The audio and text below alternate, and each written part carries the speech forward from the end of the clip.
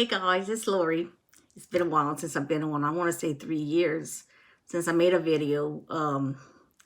And I'm gonna make some from time to time just to let y'all know what's going on in our lives. And it's been a crazy ride the last 6 months, so I wanted to catch y'all up with all that going on, and also to thank y'all for all the prayers and um, donations and thoughts and cards.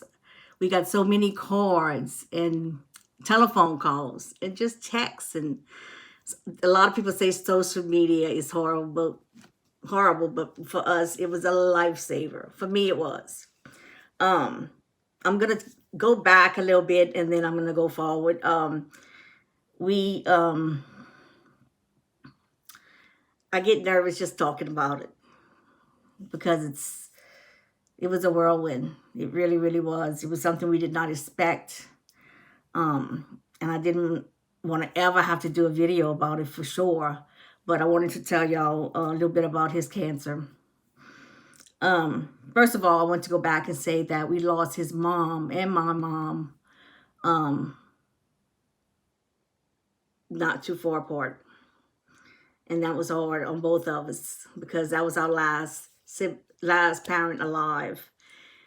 And his mom was just she was like my mom.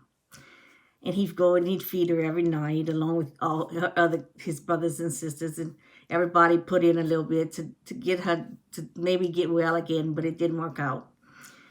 And she died, and we buried her in Crawley next to her love. And then my mom got real sick one day, and my mom did not last long when she got sick. She just quit eating. She didn't want to eat no more. Mama, come on, eat. No, she didn't want to eat. So she did not want a tube feeder. She did not want dialysis.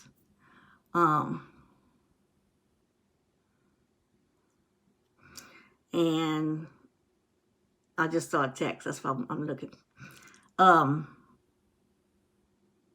It was really hard on all of us, especially the kids. The kids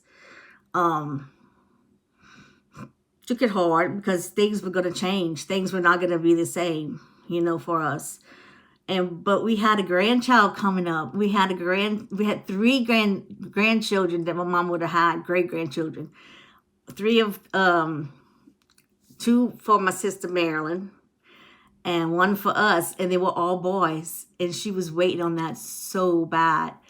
And Tracy had hers first, which was a little boy, Ethan, and she never got to see him because Tracy was supposed to bring him, and then he died. She died.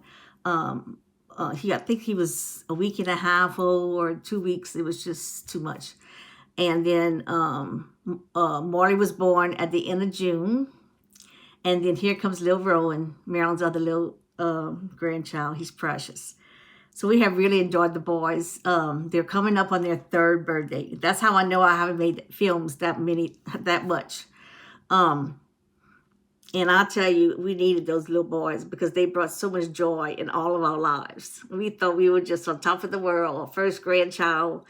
As I say, Marty's famous on Facebook because every day I post something. And I hope it makes y'all happy like it makes me, because he's such a sweet child. And I get to see him every day. And the days I don't get to see him, I miss him.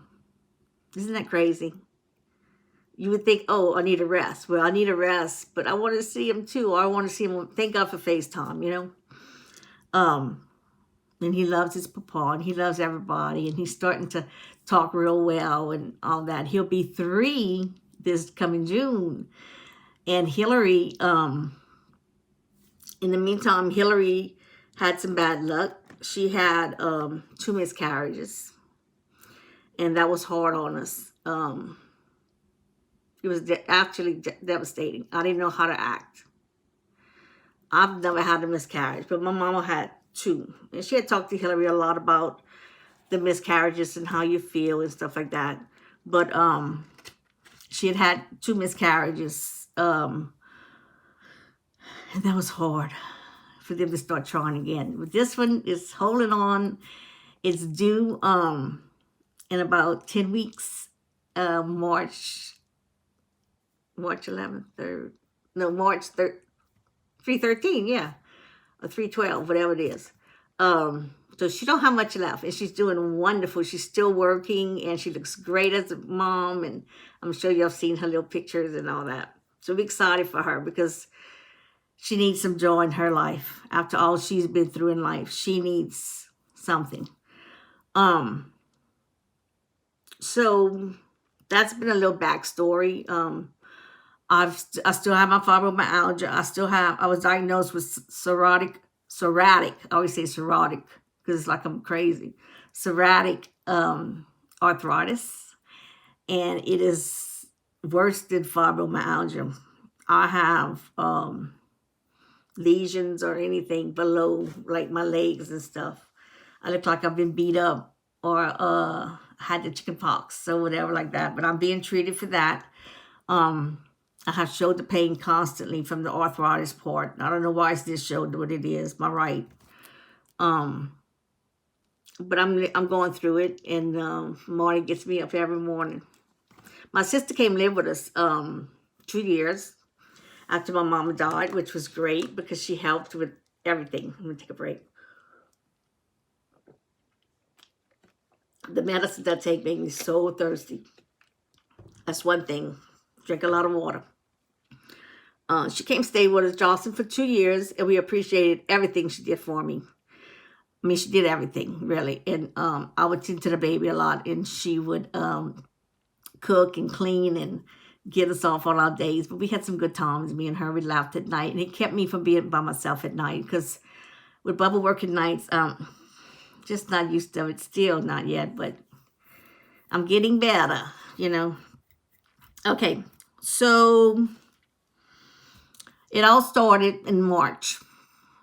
Bubba's colon. I'm talking about Bubba's colon cancer now. I'm going to talk about that. I might make 2 videos because it might be long.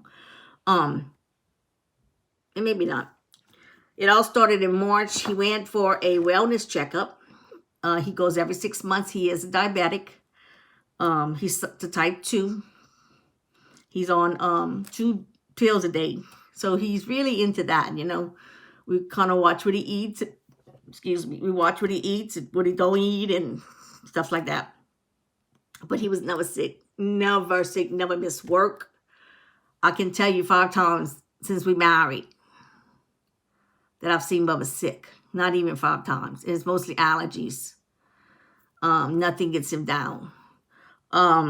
He comes home from the appointment with a box, and he says, I need to do a colon test because the doctor said it's time of my age, and they have this new test out, and we laughed about it because you got to send it off and all that.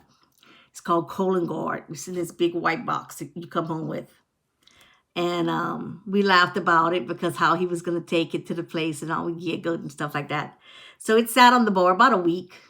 And one day I said, when you going to do your test? And he said, oh, I'm going to do it. I said, you're not having no problems, huh? He said, no, but I'm going to do it. So one Monday morning he did it, and he brought it to the UPS guy, and we laughed because we said, you know, he knows what's in that box. And we made a joke about it. Within days, Dr. Angie called and said, look, Bubba, I see something. It came back positive. Not a lot of blood, but it came back with a little minute blood. And she said, we don't want to have that. She says, I'm going to send you to a gastro doctor. His name is Dr. Wynn. He's very good. He's you know, he practices in the hospital with us, and you really do need a scope. You need to go in and see what's going on, you know. So we scheduled the scope. He went and he saw the gastric doctor on March. Yep, he saw the doctor March 11th.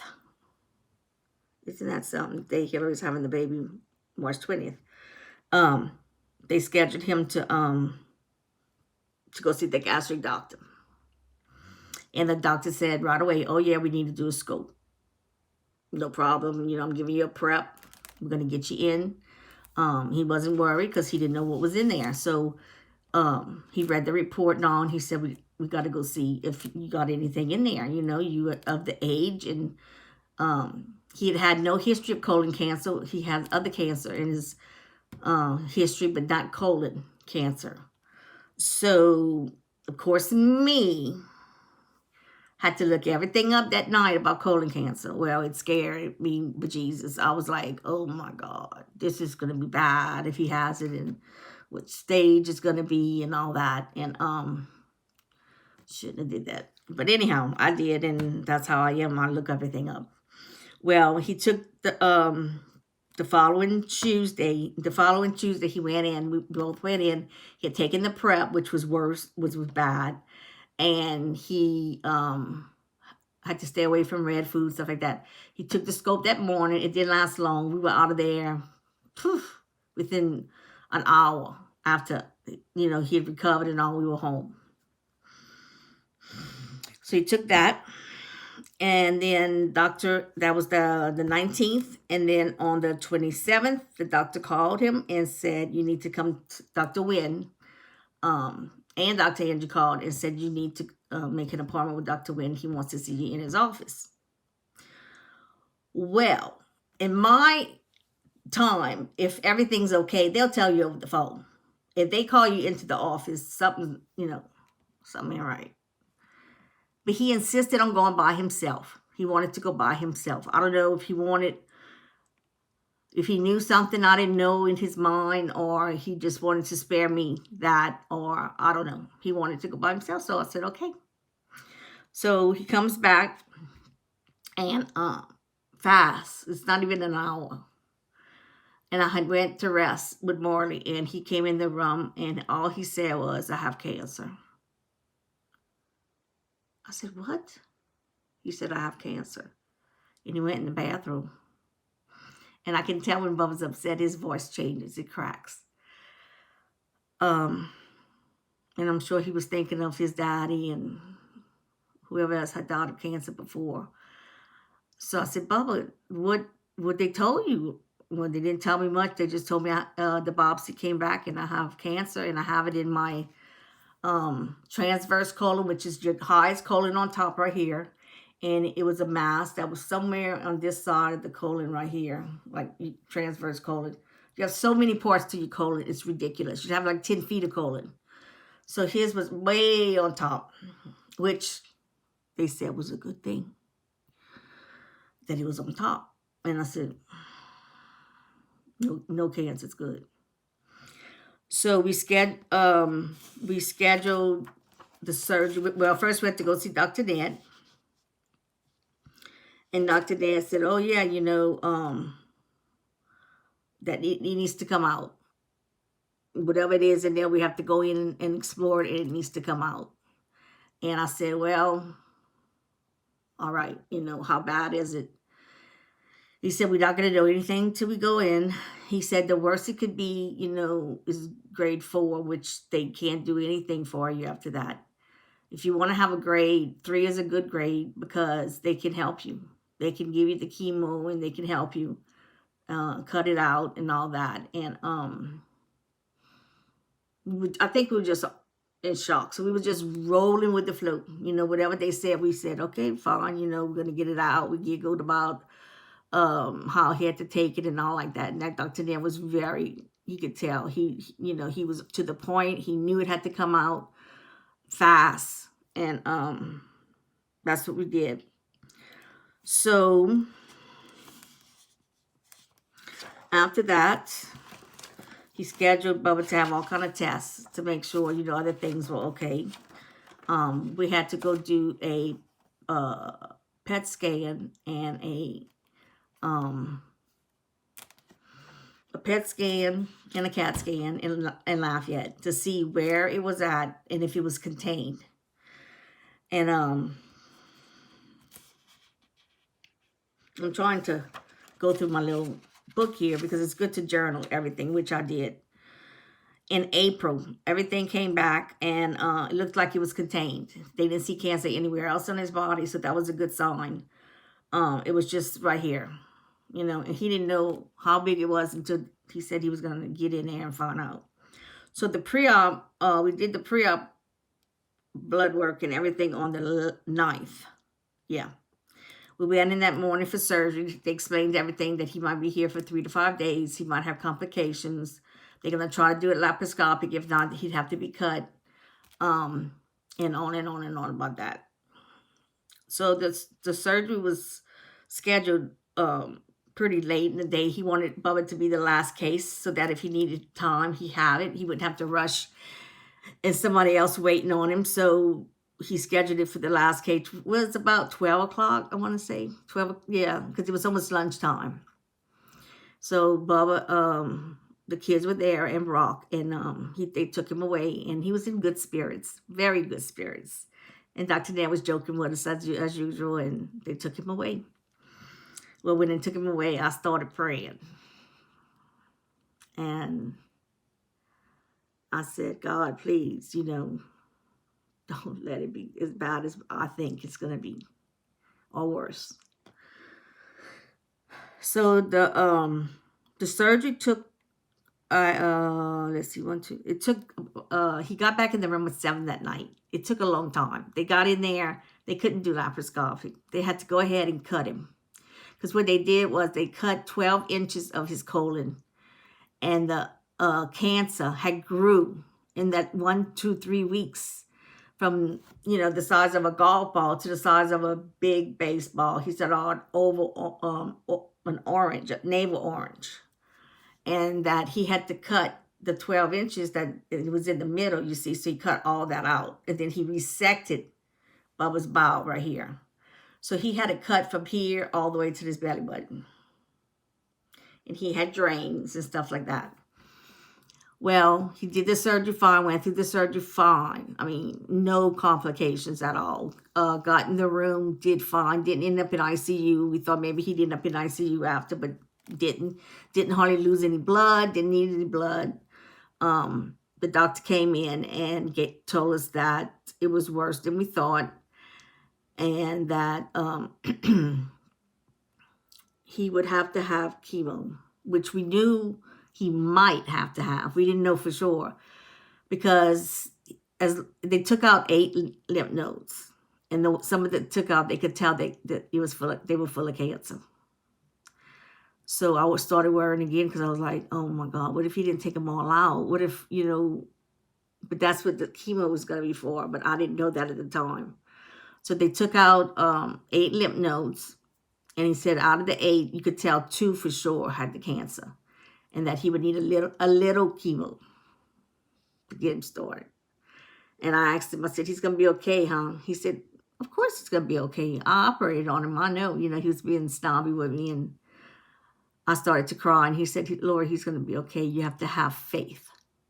And when he said that, I knew we're going to get through this. Oh, yeah, we got this. So he comes back from recovery. He's droggy at first, and he's thirsty, but he couldn't drink. And he didn't know he couldn't drink to the next night, because the resection has to, it has to be okay before you drink, because you don't want to mess nothing up right here. And he didn't understand that, because he was still cagoo. So he came back on oxygen and IVs and drains. He did very well that night. He took a little bit pain medicine, not much. He was out of it. He slept most of he would talk, and then he would go to sleep. And we had a few visitors. The next day, the kids came, and that made him happy. Marley got to come, and that's his too. So Marley came, and he was doing good. And then all of a sudden, he started with a pain in his back, and couldn't cough it up. Couldn't cough. It's like he was smothering him, the oxygen noise. He just couldn't cough. So they thought he had pneumonia. So they came in and they did some tests, blood gases and stuff like that. They brought him a bigger mass, and they started giving him treatments. And he does have allergies. And it went away. So it was not pneumonia, and we were hoping it wasn't. But he was up walking late that night, and then the next day he walked almost by himself. It was very painful. He did so well, because I know how it is to get cut like that. He let us bathe him. He let me feed him, because he couldn't feed himself for a few days. So I think a lot of that he just said, I'm just going to let him do, whatever. So then he even let the nurse bathe him. Can you imagine, Bubba? Yeah. When you're sick like that, you let them do whatever they got to you to get out. So we stayed in the hospital for 5 days, 6 days. We came home on a Sunday late. He did great. Great, great, great, great, great. Came home. No problem at all. No problem. Went to Monday to see if some of the stitches could come out, but it wasn't ready. It was still very sore. He had a cut, that big cut. We had to clean that every day. It was, ugh. Well, one day he came in the living room and he said, when I was taking, because he could take a bath. I was taking a bath and he said, this part of my incision is draining. And it was at the very tip. And I said, oh, is it supposed to be doing that? And he said, I don't know. So I called my sister, that's a nurse, and she said, sometimes they have some drainage. Just cover it up with a Band-Aid and wait, Where every time he would cough or something, it would just drain it. It was just, it looked like blood to me, but it was mixed. I'm trying to see where I'm at right here. Should have everything written down. That's one good thing. You write everything down when you have a big surgery like that, because you're not going to remember.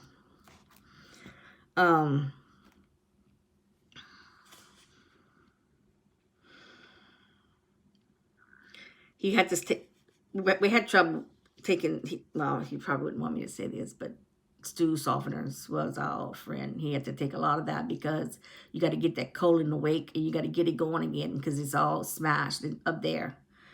And so he did good. He slowed down on his pain meds. And then we saw Dr. Ned on the 18th and they had the results of everything. So 2 out of 8 of the lymph nodes were positive for cancer. He would need chemo. And he was going to send him to a Dr. Charbonnet. That's over here. So it was Easter weekend and everything, was rest day. He had little drainage that day. The doctor said the drainage was going to close itself. No big problem. So we dyed eggs and we had a little dinner. Had more drainage that day. Brock and Braun were cutting the grass for us, which was a big help. Because I'll tell you what, he would have went and cut it. He is so stubborn. Oh, my God. That was the only thing I had trouble with, keeping him down. But he knew, like the doctors whispered in my ear one day, he said, he's going to know. And he knew that it wasn't going to work all the time.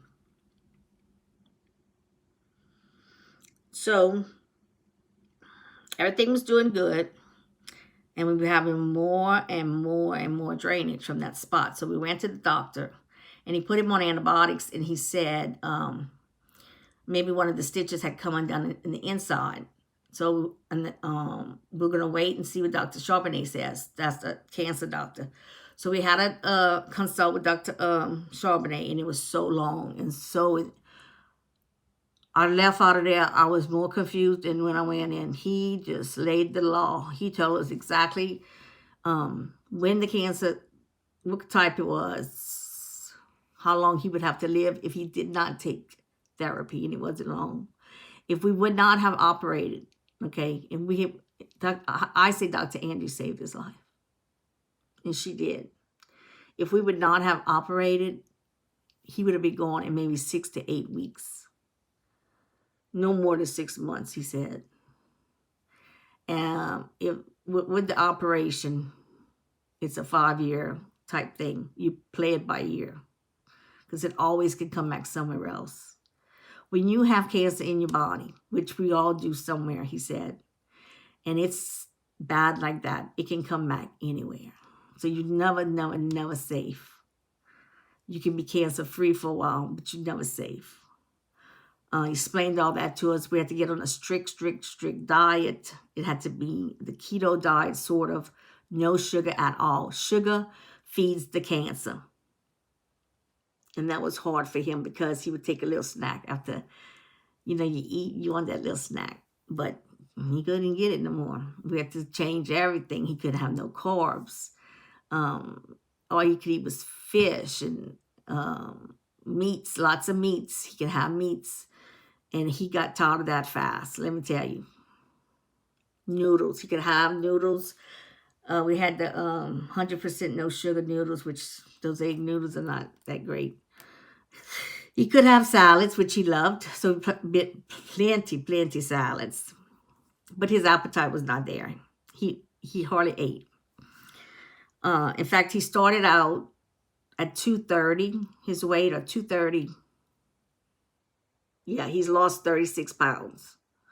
As of this week, he's lost 36 pounds, which is not bad. He's lost most of his hair on top.